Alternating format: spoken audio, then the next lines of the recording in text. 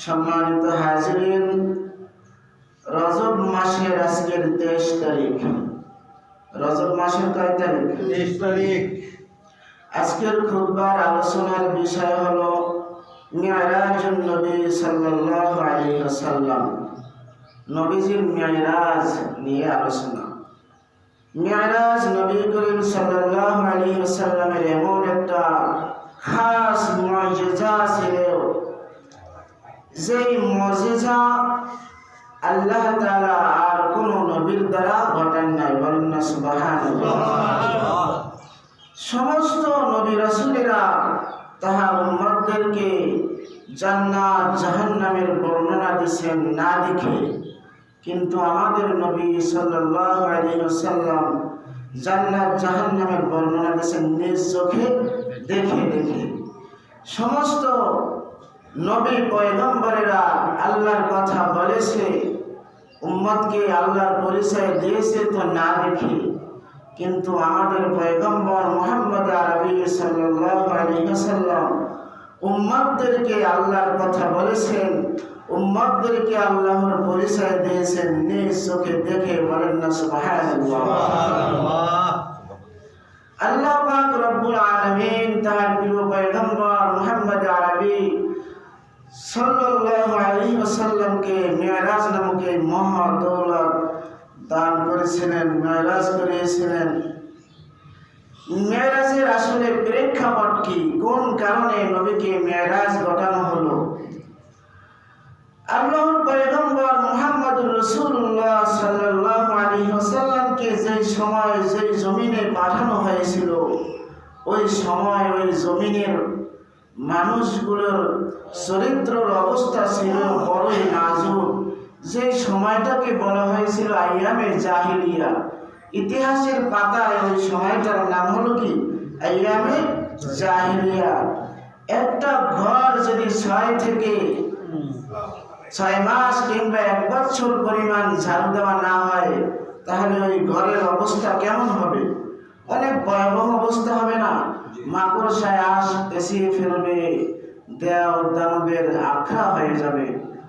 তো আল্লাহর পয়গম্বর হযরত ঈসা আলাইহিস সালাতু ওয়াস সালামকে আল্লাহ তাআলা আকাশে তুলে নেওয়ার পরে আমাদের মুহাম্মদ পয়গম্বর সাল্লাল্লাহু আলাইহি সাল্লাম, আমাদের নবীজি দুনিয়াতে আগমনের মাঝখানে প্রায় 600 বছর অতিবাহিত হয়ে গিয়েছে। এই 600 বছরের ভিতরে আর কোন নবী রাসূল জমিনে আল্লাহ তাআলা পাঠান নাই, যারা এসে মানুষদেরকে বলেছে যে তোমরা আল্লাহর কথা মানো, তোমরা আল্লাহর পথে চলো, তোমরা মূর্তি পূজা করিও না, তোমরা মানুষের প্রতি জুলুম করিও না, অত্যাচার করিও না। এই রকমের জারুদার আর জগতে ছিল না।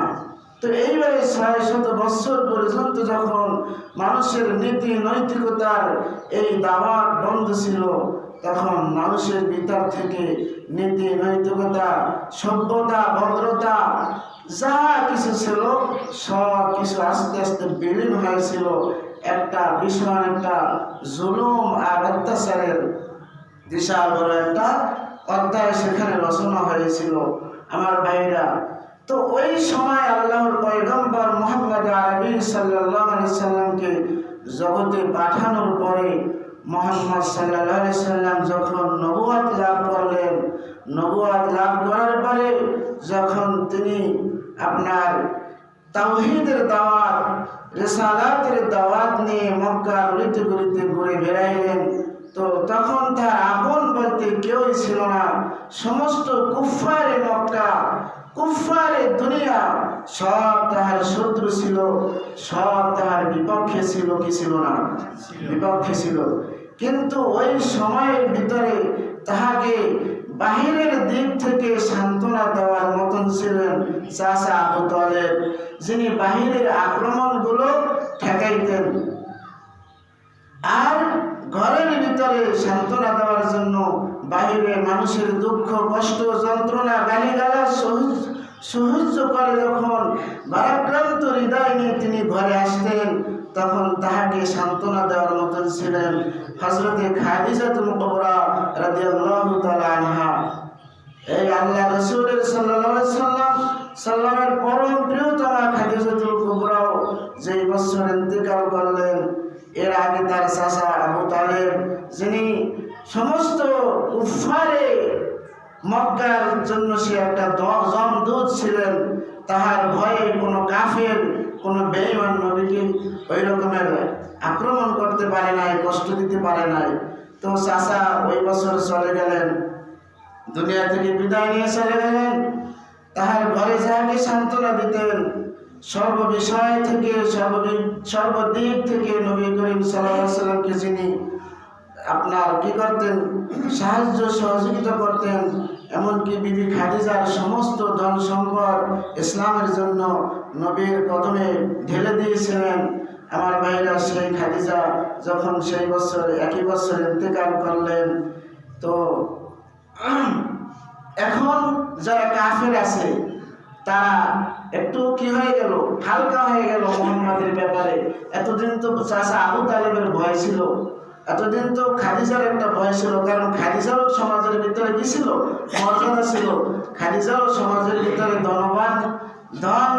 ধনবান হওয়ার কারণে, ধনশীল হওয়ার কারণে তার সমাজে একটা দাপট ছিল, প্রভাব ছিল। এই দুইজন ব্যক্তির কারণে যখন কুফফারে মক্কা তাহাকে কোনো প্রকার আক্রমণ করার সাহস পাইছিল না, কিন্তু তারা যখন দুনিয়া থেকে চলে গেল, তখন সমস্ত কুফফারের মক্কার বড় বড় লিডারেরা একটা গোপন বৈঠকে বসেছে,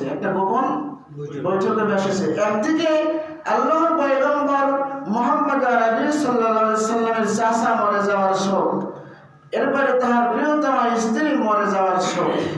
এই শোক সে আপনার কিতাবের ভিতরে লেখছে, ওই শোকের ওই বছরটাকে আমুল হোসনি, অর্থাৎ কষ্ট চিন্তার বছর বলে কিতাবের ভিতরে লিখেছে।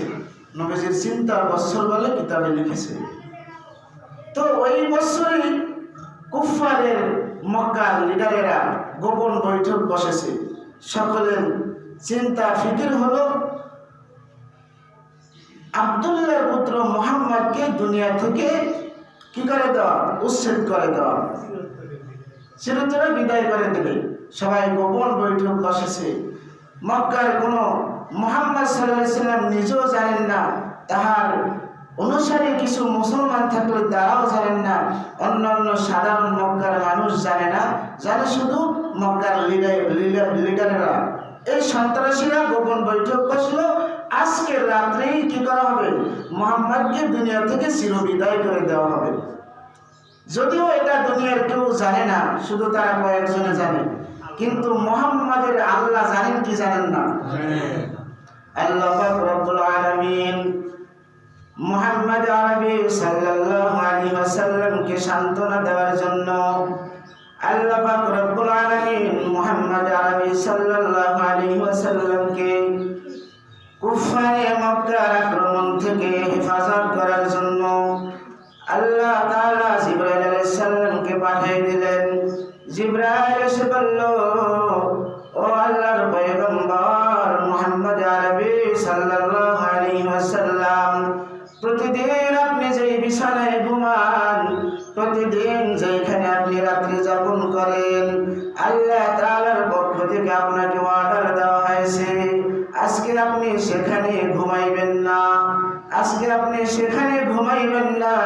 কারণ হইল মক্কার বড় বড় সন্ত্রাসীরা, মক্কার বড় বড় কাফেররা এই ষড়যন্ত্র করেছে যে আজকে রাত্রে আপনাকে দুনিয়া থেকে চিরবিদায় করে দেবে।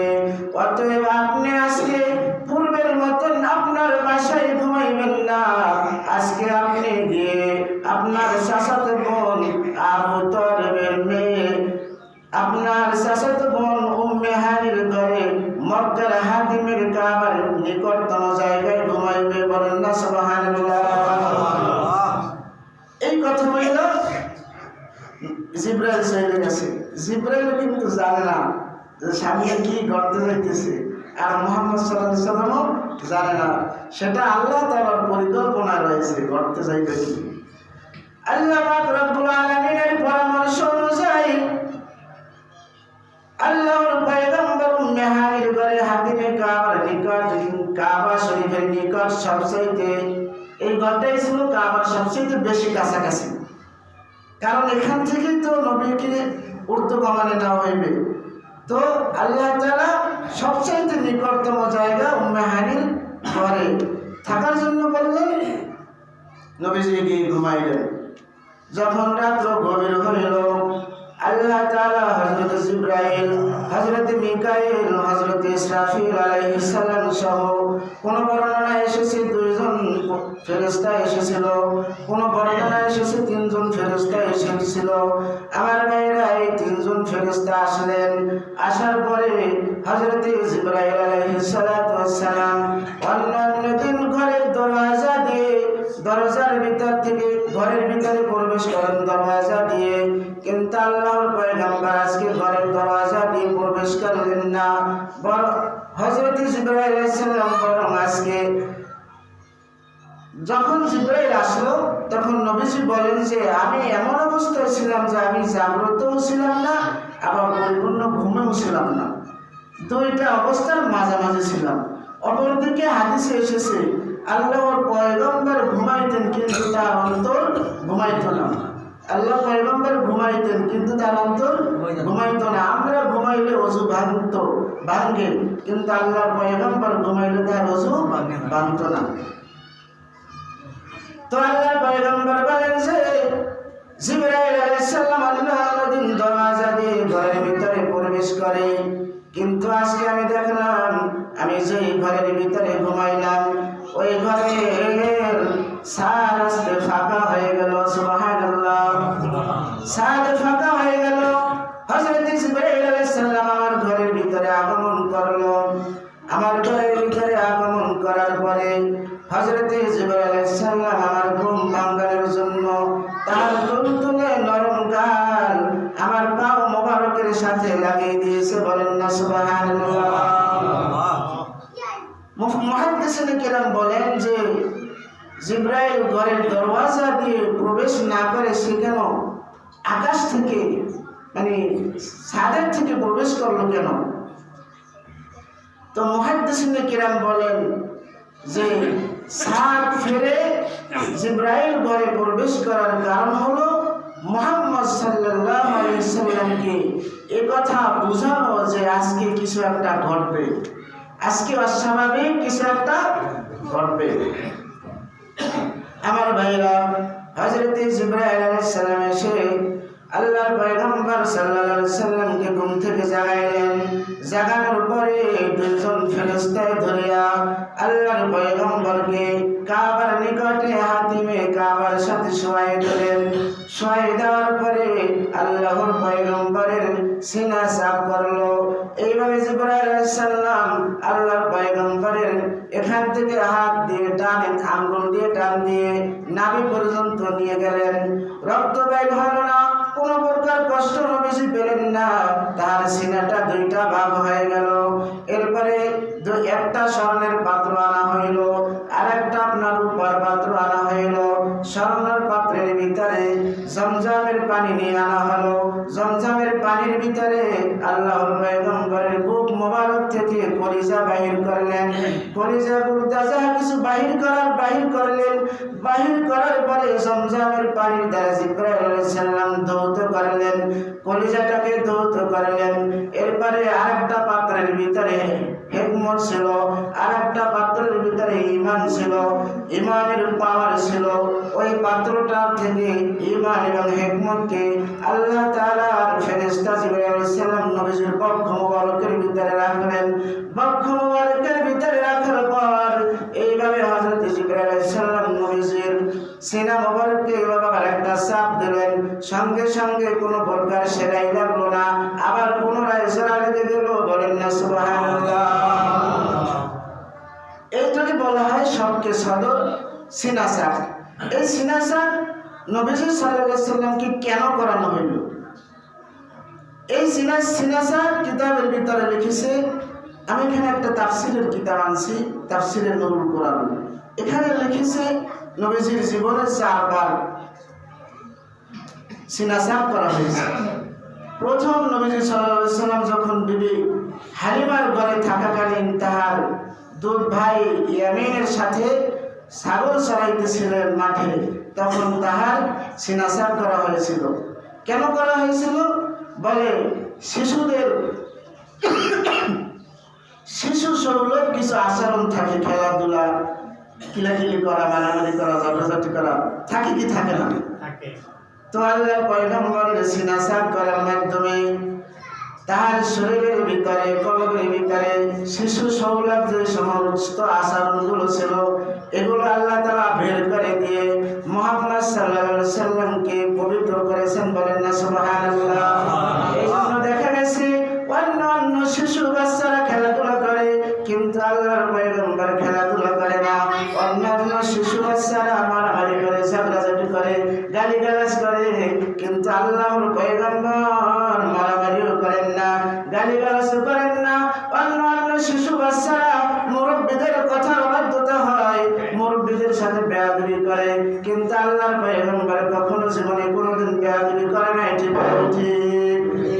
অর্থাৎ শিশু সুলভ যত আচরণ ছিল আল্লাহ তাআলা এগুলো বের করে দিয়ে নবীকে পবিত্র রেখেছেন। বলেন না সুবহানাল্লাহ। আর 2 নম্বরে সিনাসার করা হয়েছিল 20 বছরের সময় অথবা তার কিছু আগে, যখন বালেগ হয় আর কি। তো বালেগ হওয়ার সময় নবীজিকে সিনাসার করা হয়েছিল। কেন? বলে যুবক যুবতীরা যখন বালেগ হয় তখন তাহাদের ভিতরে যৌবনের একটা চেতনা আসে, ঠিক না ঠিক?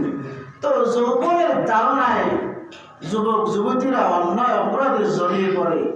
আল্লাহর পয়গম্বর মুহাম্মদ যেন এই সমস্ত অপরাধের ভিতরে কি জড়িয়ে না পড়ে, না যায়, এই সমস্ত মানবীয় গুণ থেকে আল্লাহ তাআলা তার পয়গম্বরকে কি রেখেছেন? পবিত্র রেখেছেন। সুবহানাল্লাহ। আরেকটা হলো আল্লাহর পয়গম্বরকে 3 বারে যখন, 3বার যখন সিনাসার করা হয়েছিল, সেটা হলো আল্লাহর পয়গম্বরকে যখন হেরা গুহায় কি দেওয়া হয়েছিল? কোরআন নাজিল করা হয়েছিল। এই কোরআন কারীম নাজিল হওয়ার পূর্বে, নবুয়ত দেওয়ার কি পূর্বে। কারণ হলো কোরআন একটা অত্যন্ত দামি আজমতওয়ালা, বিশাল বড় শানদার ওজনওয়ালা একটা বস্তু। কারণ এই কোরআনকে আল্লাহ তাআলা পাহাড়ের উপরে পেশ করেছিল, বিভিন্ন বড় বড় যন্ত্রের উপরে পেশ করেছিল, কিন্তু এগুলো গ্রহণ করে নাই। কারণ হলো কোরআনের বার তারা সহ্য করতে পারবে না। এরা আল্লাহ তাআলা সূরাতুল হাসরের কথা বলেছেন যে লাউ আনজালনা হাযাল কুরআনা আলা জাবালিন লারাইতাহু খাশিআন মুতাসাদ্দিআন মিন খাশিয়াতিল্লাহ ওয়া তিলকাল আমসালু নাদরিবুহা লিন-নাসি লাআল্লাহুম ইয়াতাফাক্কারুন। আল্লাহ তাআলা বলেন, আমি কোরআনকে যদি পাহাড়ের উপরে নাযিল করতাম, তাহলে কোরআন, এই পাহাড়ে কোরআনের ভয়ে, কোরআনের আজমতের ভয়ে পাহাড় চূর্ণ বিচূর্ণ হয়ে নিঃশেষ হয়ে যেত। বলেন না সুবহানাল্লাহ। এইভাবে আল্লাহ তাআলা কোরআনের আজমত বর্ণনা করেছেন বিভিন্ন আয়াতে কোরআনুল কারীমে। তো এত শক্তিশালী কোরআন যখন নবীর উপরে আপনার নাজিল করবেন, তো নবীর এটার পাওয়ার সহ্য করার ক্ষমতা থাকতে হইবে না? তো নবীজিকে এটা সহ্য করার পাওয়ার এখানে 3বার সিনাসার করে দিয়েছেন। বলেন না সুবহানাল্লাহ। 4বার যখন মেরাজে যাবেন তখন সিনাসার করা হয়েছিল উম্মে হানির ঘর থেকে বাইর করে হাতিমে কাবার ভিতরে। কেন সিনাসার করলেন? যে এখানে কিছু আশ্চর্য ঘটনা ঘটবে, এমন এমন ঘটনা ঘটবে, এমন এমন জায়গায় আমার পয়গম্বরকে নিয়ে যাওয়া হবে যেন আমার পয়গম্বর এই সমস্ত কিছু তিনি সহ্য করতে পারে। আমার পয়গম্বরের সাথে আমার সরাসরি সাক্ষাৎ হবে। আমার পয়গম্বর যেন আমার নূরের জামালি আর আমার নূরের জালালিয়াত সহ্য করতে পারে। বলেন না সুবহানাল্লাহ। এই জন্য নবীজিকে কি করা হয়েছিল? সিনাসার করা হয়েছিল, পাওয়ার ঢুকিয়ে দেওয়া হয়েছে। কারণ হলো ওই যে হযরতে মূসা আলাইহিস সালাম আল্লাহ তাআলার সাথে কথা বলেছিলেন। কথা বলতে বলতে এখন বলে যে আল্লাহ, আপনার সাথে কথা বলতে এত মজা, এত মজা, এত ভালো লাগে, তো আপনাকে আমার দেখতে মনে চাই। তো আল্লাহ তাআলা বললেন, না, তুমি আমাকে দেখতে পারবে না। মূসা আলাইহিস সালাম বলে, আমি দেখবই দেখবো। আগে দিছে তো আল্লাহ তাআলা বলে, যদি আমাকে দেখতে চাও তাহলে তুর পাহাড়ে চলে যাও। কিতাবে লেখছে সেই তুর পাহাড় ছিল তার থেকে, তার নিজের বাসস্থান থেকে 700 মাইল দূরে। বলেন না সুবহানাল্লাহ। মুসা কয়, আপনি আমাকে এত দূরের কথা বললেন কেন? কাছে তো কত পাহাড় আছে, একটা পাহাড়ের কথা বললেই তো হইতো, কিন্তু এত দূরের পাহাড়ের কথা কেন বললেন? বুঝছি আমি যেন সেখানে না যাই, যাইতে পারবো না, আর দেখার আবদার আমার থাকবে না, আপনি না দেখা দিয়ে পারবেন। কিন্তু বিষয়টা আসলে এমন না, আমি অবশ্যই যত কষ্ট হোক সেখানে যাইবো। বলেন না সুবহানাল্লাহ। মুসা আলাইহিস সালাম সেখানে যাওয়ার পরে আমার ভাইয়েরা 70,000 পর্দা দিয়ে আল্লাহ তাআলার নূরকে ঢাকা রয়েছে। শুধুমাত্র একটা পর্দা উঠাইছিল তুর পাহাড়ের উপরে। আমার ভাইয়েরা 40 দিন পর্যন্ত এই একটা নূরের পর্দা উঠানোর কারণে, এই নূরের ঝলক দেখিয়া 40 দিন পর্যন্ত মুসা আলাইহিস সালাম বেহুশ ছিল। বলেন না সুবহানাল্লাহ। আর পর্বতটা পুরো কি হয়ে গেছে? সুরমা হয়ে গেছে। পর্বত পুরো কি হয়ে গেছে? সুরমা হয়ে গেছে। সুবহানাল্লাহ। তাহলে 70,000 নূরের পর্দার একটা পর্দা উঠানোর কারণে মুসা আলাইহিস সালাম বেহুশ হয়ে গেল। তুর পর্বত পুরো কি হয়ে গিয়েছে? ছাই হয়ে গেছে। তাই আল্লাহ তাআলা তার বন্ধুকে দেখা দিবে। স্বাভাবিকভাবে যদি নেয় তাহলে বন্ধুর অস্তিত্ব থাকবো না। এই জন্য বন্ধুকে পাওয়ারফুল করার জন্য 4বার মেরাজে নেওয়ার সময় কি করেছেন? সিনাসা করেছেন। সুবহানাল্লাহ। আমার ভাইরা, এইভাবে যখন সিনাসা সম্পূর্ণ হয়ে গেল, আল্লাহর পয়গম্বর মুহাম্মদ আরবি সাল্লাল্লাহু আলাইহি ওয়াসাল্লামকে বাইতুল্লাহ থেকে বাইতুল মুকাদ্দাসে নেওয়ার জন্য আল্লাহ তাআলা জিবরাইলের সঙ্গে জান্নাত থেকে একটা বোরাক পাঠিয়ে দিয়েছিলেন। ওই বোরাকটাকে আল্লাহর পয়গম্বর সাল্লাল্লাহু আলাইহি ওয়াসাল্লামকে বাহন বানানোর জন্য পাঠানো হয়েছিল। যখন বোরাকটা নিয়ে এসেছে, বোরাকের উপরে নবী করিম সাল্লাল্লাহু আলাইহি ওয়াসাল্লাম উঠবেন। এমন সময় বোরাক আনন্দের আতিশয্যে সে একটু তিরিং বিরিং করছে। জিবরাইল আলাইহিস সালাম ধমক দিলেন, বোরাক তুমি কেন এমন নাচানাচি করো? তুমি কি জানো তোমার উপরে কে সাওয়ারি হইতেছে? তোমার উপরে এমন সাওয়ারি হইতেছে যাকে সৃষ্টি না করলে আল্লাহ তাআলা কুল কায়নাতের কোনো কিছু সৃষ্টি করতেন না। যাহার পরিচয় হলো রাহমাতাল লিল আলামিন, আল্লাহর পরিচয় হলো আলহামদুলিল্লাহি রাব্বিল আলামিন। আর মুহাম্মদ সাল্লাল্লাহু আলাইহি ওয়াসাল্লামের পরিচয় হলো রাহমাতাল লিল আলামিন। বলেন না সুবহানাল্লাহ। যাহা তক হায় রুবুবিয়ত খোদা কে, যাহা তক হায় রুবুবিয়ত খোদা কে, ওহা তক হায় নবুয়ত মুহাম্মদ মুস্তাফা কি, ওহা তক হায় রহমত নবী সাল্লাল্লাহু আলাইহি ওয়াসাল্লাম কি। বলে আল্লাহর রুবুবিয়ত, আল্লাহ যে আল্লাহ, আল্লাহর শাসন, আল্লাহর কুদরত যত জায়গায় ছড়িয়ে রয়েছে, মুহাম্মদ সাল্লাল্লাহু আলাইহি ওয়াসাল্লামের রহমত সেখানে রয়েছে। বলেন না সুবহানাল্লাহ। জিবরাইল যখন ধমক দিল, বোরাক ভয় পেয়ে গেল, লজ্জা পেয়ে গেল, বোরাক নিস্তব্ধ হয়ে গেল। আল্লাহর পয়গম্বর বোরাকে উঠলেন, তার আগে হযরত জিবরাইল আলাইহিস সালাম উঠলেন। মাঝখানে আল্লাহর পয়গম্বর মুহাম্মদ আরবি সাল্লাল্লাহু আলাইহি ওয়াসাল্লাম, পিছনে হযরত মিকাঈল আলাইহিস সালাম। আপনারা বলতে পারেন আল্লাহর পয়গম্বরের আগে জিবরাইল, এটা তো মানায় না। আমার ভাইরা, প্রেসিডেন্টও যদি হয়, একটা রাজাও যদি হয়, আর সে যখন প্রাইভেট কারে উঠে, তখন কি ড্রাইভার সামনে থাকে না পিছনে থাকে? মুহাম্মদ সাল্লাল্লাহু আলাইহি সাল্লামকে সেভ করার জন্য জিবরাইল সামনের দিক থেকে রয়েছে, মুহাম্মদ সাল্লাল্লাহু আলাইহি সাল্লামকে নিরাপদে রাখার জন্য মিকাঈল আলাইহিস সালাম পিছনের দিক থেকে রয়েছে। বলেন না ঠিক না বেঠিক? বোরাকে সারি হইলেন, আল্লাহর পয়গম্বর বোরাকে সারি হইলেন।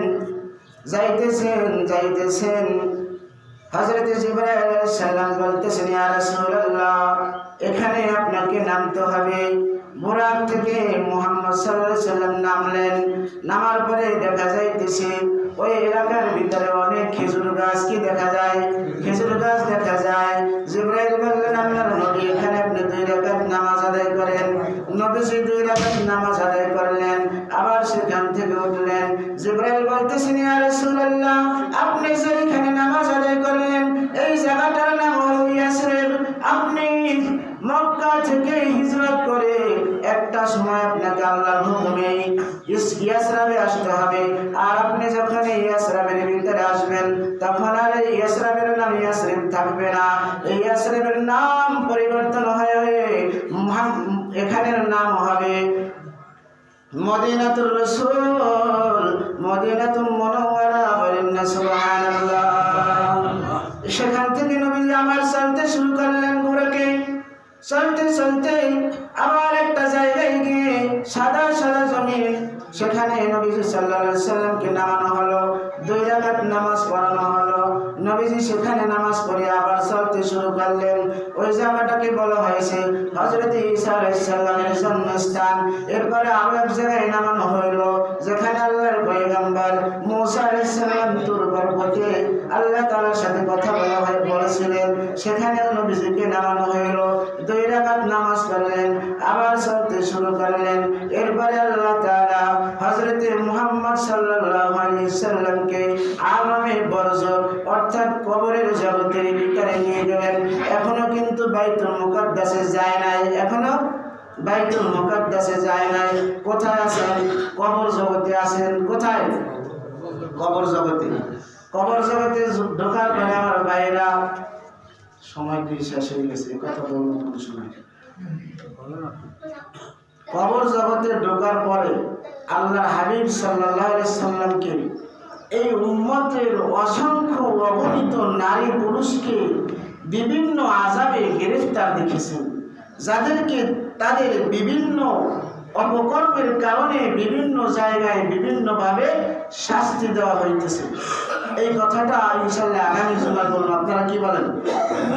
মেরাজে যাওয়ার পথে এখনো বাইতুল মুকাদ্দাস যায় নাই, মেরাজে যাওয়ার পথে এখনো বাইতুল মুকাদ্দাস যায় নাই। তো যাওয়ার পথে আল্লাহ তাআলা তার পয়গম্বরকে আলমে বরজখ অর্থাৎ কবরের জগতে নিয়ে গিয়েছেন উম্মতের কিছু শাস্তি তাদের বদ আমলের কারণে দেখানোর জন্য কবরের জগতে নিয়ে গিয়েছেন। এটা আগামী সময় বলবো। এখন বলতেছি আল্লাহর পয়গম্বর মুহাম্মদ সাল্লাল্লাহু আলাইহি সাল্লাম এভাবে বোরাকে সাওয়ার হয়ে বাইতুল মুকাদ্দাস, ফিলিস্তিনের বাইতুল মুকাদ্দাসে চলে গেলেন। এখানে এরপরে যে আল্লাহ তাআলা বাইতুল মুকাদ্দাস থেকে আবার আল্লাহ তাআলা আল্লাহর পয়গম্বরকে ঊর্ধ্বগমনে নিয়ে যাবেন। 7 আসমান ভেদ করে সিদরাতুল মুনতাহা, সিদরাতুল মুনতাহার পরে সেখানে লা জামান লা মাকান, 2টা জায়গা ভেদ করে আল্লাহ তাআলা সেখান থেকে রফরাফে আল্লাহ তাআলা মুহাম্মদ আরবি সাল্লাল্লাহু আলাইহি সাল্লামকে আল্লাহ তাআলা আরশের খাস কামরায় নিয়ে যাবেন। বলেন না সুবহানাল্লাহ। তো এখানে অনেক অলৌকিক ঘটনা বর্ণনা হইবে। তো এই অলৌকিক ঘটনা আমরা যেন অবিশ্বাস না করি।